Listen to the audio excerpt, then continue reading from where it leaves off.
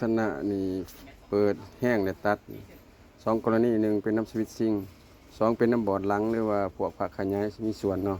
แต่ว่าเราต้องได้ทดลองก่อนในเฮามาให้เบิ่งคร่าวๆซิการของแลบครีน 14,000เฮาเปิดแห้งเลยมันตัดเนาะเปิดแห้งเลยตัด